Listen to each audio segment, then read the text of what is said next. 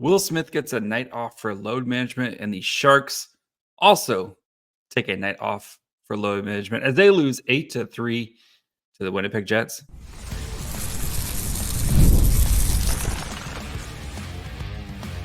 You're Locked On Sharks, your daily podcast on the San Jose Sharks, part of the Locked On Podcast Network, your team every day. Hello, welcome to Locked On Sharks, the premier hockey podcast covering your favorite team in the Bay Area. My name is JD Young, caretaker at the Reef, also the co-host of Western Conference Tuesday on the Locked On NHL channel. I want to thank you for making Locked On Sharks your first listen, proudly part of the Locked On Network. We cover your team every day, even during load management season. So if you want to be an everydayer, all you have to do is just follow along wherever you get podcasts. And of course, you can watch on YouTube as well. And today we're going to be discussing Will Smith's night off. The Sharks also taking a night off. So they lose 8-3 to the Winnipeg Jets and way too many penalties. I think actually the Sharks just took a penalty while I'm recording this. But before we get to all of that, I do want to let you guys know that today's episode is brought to you by our good friends over at FanDuel. Place your first $5 bet and you'll get started with $200 in bonus bets guaranteed. Visit FanDuel.com to get started. And I know that Sharks played a game, but I think the biggest thing that we have to talk about is, of course, Will Smith getting a healthy scratch for load management. And there's a very way too online at all times, but I thought it was very interesting to see a lot of reaction in the way people kind of treated this. And if you're not familiar with load management, look to over in the NBA where you're seeing a lot of sports science come out behind this, especially with younger players, of giving them time off and games off now. That way you can make sure they are better performers at the end of the season, like throughout the season, right? And just focusing more on the rest aspect and not trying to overload. And I know there's a lot of people who are like, it's the fifth game of the season. Like, what are we doing here? And I understand. I understand also if you specifically bought tickets to go see Will Smith and Macklin Celebrini and William Eklund, and you get to watch none of those guys, and you get treated with a Luke Cunnin goal as the Sharks get smacked 8-3. But you have to think from the Sharks' perspective, right? This is a hopefully like a 20-year investment, right? You want the like Celebrini and Smith to be like the next Crosby Malkin type of scenario where these guys are the faces of your franchise for the next 20 years, right? And for a guy like Will Smith, who coming from the NCAA where you played 40 games a season, right? Yes, you played back-to-backs every weekend, but you then basically had a week off, right? Where you're going to class and you practice and stuff like that. It's a different lifestyle. Like when you're a professional hockey player, I think it's really smart. I even talked about this in the summer as this is a potential, like doing this type of thing. You saw it with Leo Carlson last year. That was the plan with the Ducks. I know Leo Carlson had a major injury in the middle of it and kind of threw things out of whack, but we see all the time, how often do players in basically any sport, maybe about that halfway point, 2/3 of the season, they kind of hit a rookie wall. You saw it with Eklund last year, right? Right around the All-Star break. Just like, he kind of struggled there and he had a great end to the season, but it's different. It is a grind, right? It is a grind to play an 82 game schedule. And then you think about it, just think about Will Smith's summer, right? Prospect scrimmage game in July 4th. Then you played in the rookie face-off beginning of September. Then you played a bunch of preseason games that you're trying to get up to. He has been playing a lot of hockey. And yes, he is a hockey player. That is his job. His job is to go and play hockey. But again, like this is a long-term investment why do you want to burn out or grind a 19-year-old kid into the dust in his first season? The Sharks are thinking about this long term. They want to get him ready and prepared for this type of, to play.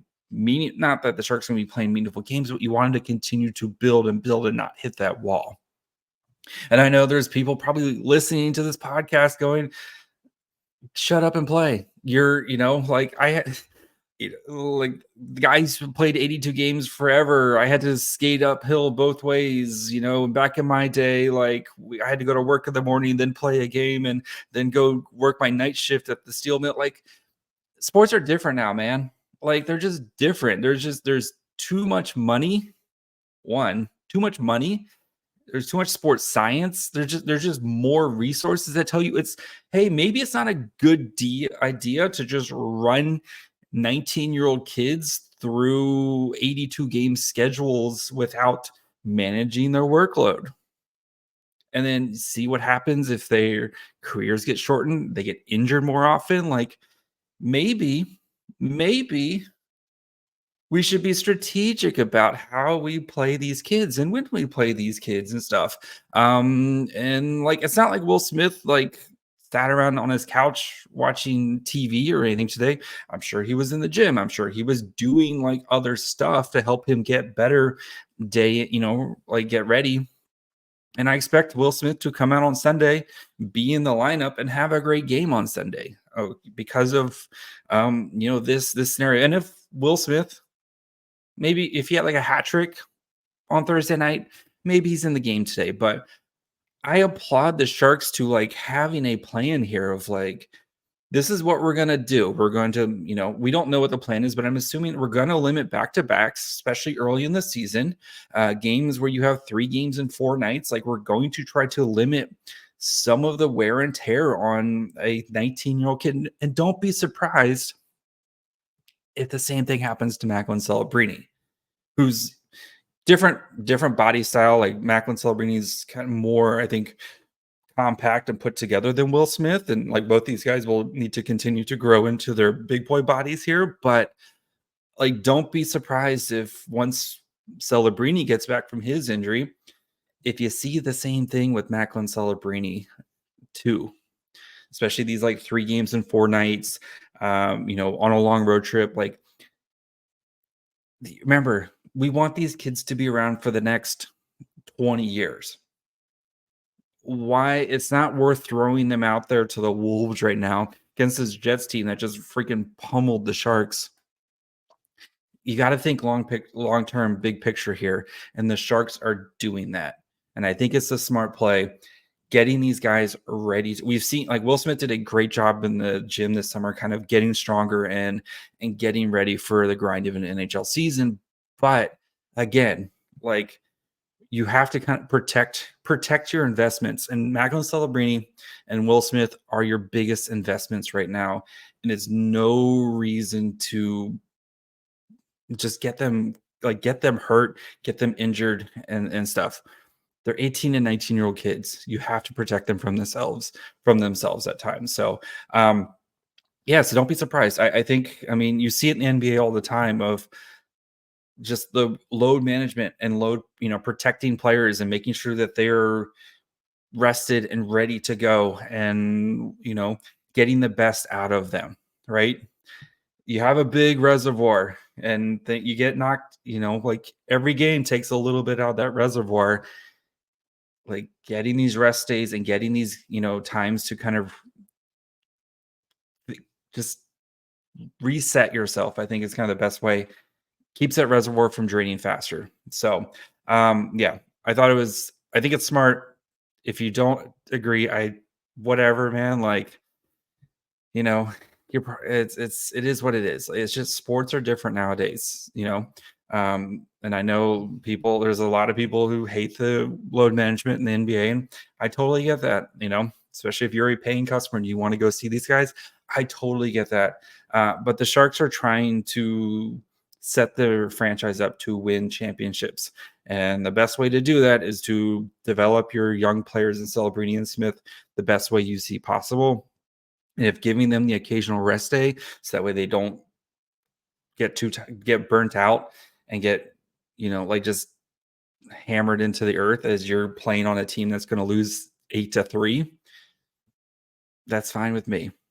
Like this year's all about their development. That's the most important thing this season that comes out this year is how do Celebrini and Smith develop, and which other players are going to be along for the ride. So we'll talk about this game, talk about the ridiculous amount of penalties that the Sharks continue to take. 7 penalties in this game, 7 penalties last game. Like, yeah, we'll get to the penalties here in just 1 second. If you want to get some action on the game, you need to check out PrizePicks. PrizePicks has daily fantasy sports accessible to everybody. All you have to do is just pick more or less on at least 2 players for a shot to win up to 100 times your cash. The great thing about it is it's available in many states, even like California, Florida, Georgia, Texas, like states where sports gambling is a little bit more in the gray. PrizePicks, you can play there. All you do is sign up today, get $50 instantly, and you can play $5. You don't even need to win, and you receive a $50 bonus. It's guaranteed. So if you think maybe this weekend Justin Jefferson goes off, maybe kind of like Raheem Morris to score a touchdown for the Dolphins, maybe. Just pick more or less of some of your favorite players and watch the winnings come in. So download the app today and use code LOCKEDONNHL to get $50 instantly after you play your first $5 lineup. Again, download the app, use the code LOCKEDONNHL to get $50 instantly after you play your first lineup, $5 lineup. PrizePicks, run your game. All right. Thank you guys, of course, for making Locked On Sharks your first listen. Special Friday night episode. Shout out to my boy Rodney. Happy birthday, buddy. But when you're done checking out this episode, go check out one of the other great episodes here at Locked On. Of course, you have Locked On Fantasy Hockey. So maybe if your fantasy hockey team is struggling, you need to make some waiver wire moves, make some trades. They will help you out there. Or check out any of the shows here in the Bay Area. You got Locked On Niners, big game against the Chiefs this weekend. Locked On Warriors with the regular season starting next weekend. Locked On A's, Locked On Giants. Plenty of great stuff here at the Locked On Network where we cover, again, your team every day. Okay. 7 penalties today. Yesterday, 7 penalties. That's not good. Like, especially when you're a team that is as talent poor, we'll say nicely, as the San Jose Sharks. You can't just constantly shoot yourselves in the foot and hope that you're going to be competitive in this game, especially a team like the Winnipeg Jets, who entered this game at a 42% power play, and they just kept it going. And it's most of these are just like stick infractions and like you're hooking or holding or like they're lazy penalties, to be honest, like lazy penalties. I'm curious to see how Warsofsky, like he mentioned, like these are all fixable and correctable. How does he go about this, right? And especially this is a tough part of of early part in the season here where you played really well the first couple games, or you're at least competitive the first couple games, right? Wheels came off against the Blues, right? You played well against Dallas, got a point out of that game. This past 2 games, right? The wheels starting to come off a little bit. And I think for Ryan Warsofsky, right, you have to hold people accountable. If Danil Gushchin is going to get held accountable for his power play, and we'll talk about Gushchin later here, but for his penalty in the first game, I think you have to send a message, and whether it's sitting somebody, demote, whatever it is, like you have to just say, like, these penalties are not okay. Like you're a team that is like, you have to rely on just hanging in there 5-on-5 and winning the special teams battle and hoping your goaltending continues to play well. when you're giving up 7 power play, they've had 3 5-on-3s in the past 2 games here. Like that's not a recipe. I don't care who you are. That is not a recipe for success if you're going to be constantly just the march to the penalty box. And it was a lot of defensemen, right? I know their new system, learning, like there's a lot of new things and new pieces and new partners and stuff like that. Like there's a lot of moving parts to it, but you got to cut down the penalties. Like you can't be a competitive team if you're constantly playing in your own end and you're constantly playing 5-on-4. Like it's just not sustainable for the Sharks to try to figure out what this team is, right? And try to gain some like consistency at 5-on-5 and trying to put lines together and seeing, like, if you're just constantly shooting yourselves in the foot, it's not doable. So yeah, it's tough, and it's just so many penalties. And it's really interesting. Like, we'll get to the numbers here a little bit more. Like the final numbers for the Sharks between this game and the Chicago game are like really similar, especially like the shots and the expected goals and everything like that. But that was Chicago, who's a basement team like the Sharks. And then you play a team like Winnipeg, who, try to determine where they're at in the standings. And, they've had a really great start. And I think for them, it's very much a like, okay, the regular season, it doesn't matter. What can you do in the playoffs? Because this team, has gotten knocked out in the first round of the playoffs. But just how quickly they capitalize on any turnovers, any errors by the Sharks, right? Especially, right? 4 power play goals tonight. That's a lot of power play goals. That's you shooting yourself in the foot constantly and giving them an opportunity. And good teams like the Jets are going to take advantage of it. Turnovers in the neutral zone, boom, other way, right? Back of the net. Poor Mackenzie Blackwood, no chance tonight. Like, just no chance. He was under siege. Credit to Vanacek for kind of coming in and stop the bleeding for a little bit, but then the dam finally broke in the third period there. Kind of the middle of the third period, the Jets just kind of put their foot on the gas to end this thing. But yeah, it's tough to win hockey games. It's tough to win any game when you're just constantly taking penalties and just putting yourself behind the 8 ball there. So yeah, I got like Jan Ruda's had a couple penalties the past couple games. It's kind of the same people. Matt Benning penalty tonight, like it's just kind of a lot of the same guys. And I'm curious to see what the Sharks do, especially on that blue line. I think there needs to be a shakeup here going into Sunday's game, whether it's trying to get Jack Thompson in, whether it's switching up the pairings or something. But we've seen a lot of the forward movements. We haven't really seen much defensively in terms of kind of changes. And I know they're very thin right now, especially with Vlasic and Mukhamadullin not available. Sounds like Mukhamadulin's getting close here. But yeah, it's expect some change. You got to do something. You got to do something differently on the back end here. So we'll dig into the numbers here in a second. Kind of talk about how just, again, 5-on-5, it's really close, but the Jets just did what they wanted to in this game and kind of let the Sharks back in it a little bit. So we'll get to that here in just 1 second. Hey, NFL fans, you can start the season with a big return on FanDuel, America's #1 sportsbook. So when you get the hunch in the middle of a game, check out the latest stats, view live play-by-play, and so much more on the same page where you place your bets. You'll get started with $200 in bonus bets guaranteed when you place your first $5 bet. Again, Dolphins under, but I do like a Mostert touchdown this weekend. So that's just what I'm saying. So you can do all that over at FanDuel.com. And then if you want to go get tickets to the Tank, go catch a Warriors game, go catch a Niners game, or go see a concert, you need to check out Gametime. Gametime has a new feature called Gametime Picks that makes getting tickets for your favorite live events even easier. Gametime Picks filters out the fluff to show you only incredible deals on great seats, so you don't have to waste time searching through thousands of tickets. All you have to do is just go on there. You can search through. They have curated deals to make it easier to find the best prices on great seats.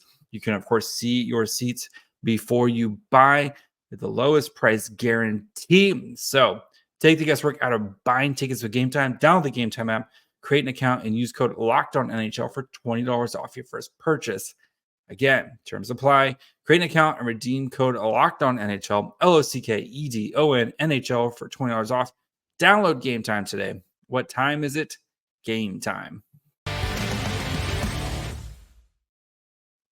All right, let's finish up by digging into the numbers of this game. Again, 8-3.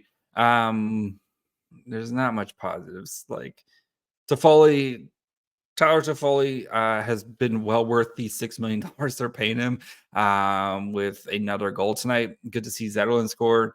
Luke Cunnin finally getting one tonight as he's had some good opportunities the past couple games and just hasn't been able to convert. The power play was 1 for 2, so there's some positive things. But like digging into the numbers of this game, like the numbers are eerily similar to what you saw from Chicago in Thursday's game. But again, just the Jets, it's just a much more talented team. So they're able to take advantage of their opportunities. In this game, the shot attempts at 5v5, we had about 44 minutes of 5v5, 54-38 shot attempts, and of course in favor of the Jets. Actual shots 25-17 at 5v5. Scoring chances 31-13. 31 scoring chances for it, 5v5-13. That's a lot. 7-5 high danger chances, 1.9 to 1.42 expected goals for at 5v5. In all situations, the expected goals for were 3.3 to 1.64. Again, 8-3 final score.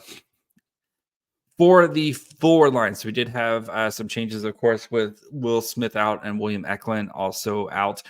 With William Eklund, it sounds very much preventative, day-to-day with him, right? Long season. He says he's been kind of dealing with something for a while. He's not 100% healthy, but so 11:37 time on ice for the Zetterlund, Granlund to Foley line. 11-15 shot attempts, and this one was very much them kind of, again, the third period, the Jets kind of especially the first half of the third period, just kind of very defensive oriented and let the Sharks do whatever they want and kind of make them feel good for a little bit. So 11-15 shot attempts, 3-8 actual shots, 1-1 goals, 0.29 to 0.34 expected goals for.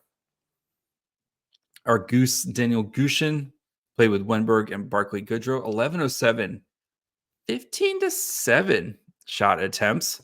Actual shots was 7-1. 0.42 to 0.23 expected goals for.